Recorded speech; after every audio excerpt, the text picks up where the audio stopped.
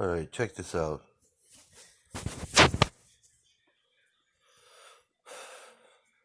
An anti-fascist or anti-Antifa? Correct. Well, boy, seems like a whole lot to do about nothing. Flag waving and anti-Antifa. Okay. Yeah, can I set the context for Please. the city of Portland? It's a mess. You have listeners and viewers all over the world. So Portland, Oregon is a extremely progressive city in the Pacific Northwest of the U.S. And I call it a political monoculture because really it's not just, you're more likely to find socialists, open socialists there than you would find like a regular Republican or conservative. And within this sort of echo chamber of just leftist politics, it's become also a hotbed for far left militancy. So Rose City Antifa is, you could call it like the local chapter movement of Antifa. It's one of the oldest in the country. It's very large in Portland, and they hold what you could call protests, but they're protests that always devolve into riots where they. So, Antifa, anti-fascist, is actually fascists. They're actually fascists. Let's not forget that. Alright, moving on. Essentially take over parts of downtown and attack people, attack their ideological opponents, and do it frequently with impunity. I mean, I wasn't the only one attacked that day. There were two other people who were bashed on the head and had very severe lacerations to the face and head. You may recall the footage from October of last year when there was an elderly driver who was attacked on the streets. Yeah, they were directing traffic, Exactly. right? And somehow or another, the mayor thought it was a good idea to let this take place. Is that the case? And they told the police to stand down? Is that true? So, I mean, the next part of this journey for me will be the legal aspect of it. And it seems like something stinks in Portland. The issue is really not with the rank and file officers. They're following orders to not intervene. So I have been assaulted and criminally harassed earlier before the mob beating. People were throwing milkshakes at my face and head within eyesight of police who were watching in downtown. And both of these were reported, and the answer that I heard that day, as I've heard many times before when I've been assaulted by Antifa, is that we will not question, approach, or detain the suspect because this could incite the crowd. Okay, so this is why this has exacerbated, or this is why... Will incite the crowd. So they'll play to their games. And they're being ordered to? So that's messed up. That should be treason. Just saying. Should be treason. That's a very treasonous act. If people just want to get out there and act a fool.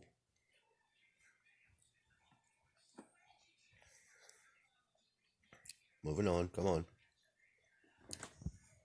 This has become such a big deal in Portland because of this attitude, because Portland seems to be the hotbed right now for this kind of stuff. Is that fair to say? I think it is. So is this the mayor? I mean, who's the one who's giving the orders to the police to tell them to allow this stuff to take place? Well, I'm crowdfunding for the legal fund right now, and we are going to hold accountable whoever is responsible for dereliction of duty, where the evidence leads us. So Portland has an odd governance system in that the mayor, who is up for re-election, by the way, is also the police commissioner. What? So, Oh, wow. yeah. How does that work? It was an old system that I inherited, and it just never changed. From the Wild West? Like, that sounds ridiculous. Yeah, it is ridiculous. You can see all the political conflicts and in conflicts of interest that would arise, right? Yeah. Yeah, shitload. How did you get involved in this? Like, why? First of all, why were they angry at you? I work as a journalist. I'll name like places that I've been published before. I write and I do video and I do podcasts. So my written work has been published in the Wall Street Journal, the National Review, Spectator, New York Post. I'm also on the editorial team of Quillette magazine. And one of my beats, among several, is about far left militancy, particularly in Portland. To me, what I was noticing was that the national and local media coverage had a particular blind spot when it came to their coverage on Antifa. There was all this sensitivity to the quote-unquote far right and white nationalism or white identity extremism. But they could not or would... I haven't seen any fucking white supremacists out doing shit. They keep bringing them up, but I haven't seen them. I haven't seen them in the streets. I haven't seen them doing nothing. Not recognize the militancy that was on the left. And Portland seemed to be one of the places for ground zero, particularly after 2016, we had very violent rioting in downtown. A segment of the population could not accept the election results in November, and so they did $1 million in damage, setting fires and destroying properties and businesses. And And at burn that your time, I own was burn a your own graduate town student down. working at the student paper, and I did a story on that. And I came out to witness, and it this was a major American city, but it felt like I was in Afghanistan or Iraq, just with all these fires and explosions and people running around with bats while masked up.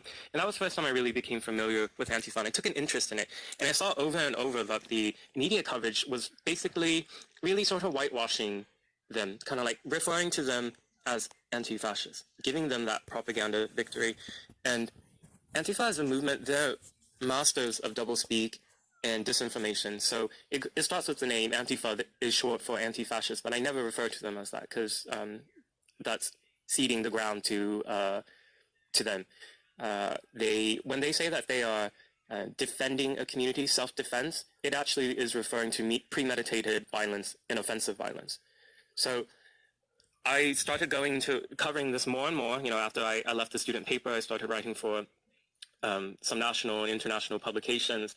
And internationally, there was a set of readers who were interested in what the hell is going on in Portland. Why are there these continued scenes of street brawls and anarchy over and over? What are the variables that are causing this?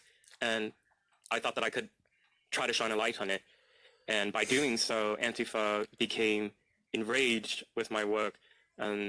Particularly they've hated me since last year, but they started really escalating on the 1st of May Day. So this year was when I was The satanic physically holiday. assaulted by them for the first time. They were very upset that I wrote a story for the New York Post where there was a series of, and this is one of the other beats that I work on, is hate crime hoaxes. Portland earlier this year had this huge panic over serious allegations of LGBT people claiming that there were marauding right-wing gangs driving around, trying to kill people with bats, with hammers, trying to kidnap them. And these were all rumors that were reported on social media. It caused a huge frenzy. Even the mayor had to come out and issue a statement about how he was concerned. There was an emergency town hall with the local queer center. And so I started looking into all these allegations. There were 15 of them. And I found that of the 15, only one was reported to police. And what was reported to police and documented in the report was entirely different from the GoFundMe, where over $10,000 was raised for this trans activist. She had alleged that one night, walking home, transphobic people had beat her with the bat and knocked her unconscious. Police reports said that she was extremely intoxicated and likely fell, and there was no evidence that anybody had assaulted her. So when this story came out, because Antifa and the Democratic Socialists of America in Portland were really involved in peddling this hate crime fear in Portland, and I just kind of threw water on this panic that they had been flaming. And so on the 1st of May, there was a riot that I was covering, and one of the masked Antifa people went up and sprayed me with, I think it was bear mace, some type of chemical that blinds you and burns you. Yeah, I saw that video. Yeah. So there was no police that was there. That Antifa event was publicly advertised on Facebook and all that. So over and over, Antifa is very transparent about their calls for people to come to their stuff and to engage in this physical confrontation that they call self-defense. And the police either stay away or on purpose or are told to stay away. So it's very confusing because when you watch the videos, they're just macing people. They're macing people who disagree with them. They're yelling at each other, and then someone will come along and mace people.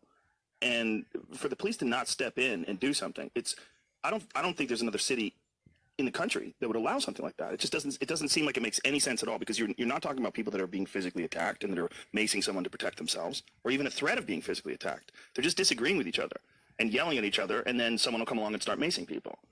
And I've seen it many times. Fucking animals. And I think there's also a real problem with people. So what the fuck? These people are animals. They attack old people. They burn down their own town. So this is Joe Biden's America. I don't like Trump all that much. I like him, but still, it's like we have a leader, and that's just the way our country works. But I prefer to have one that's not destroying the country. This is destroying the country. This is destroying our country. Just saying.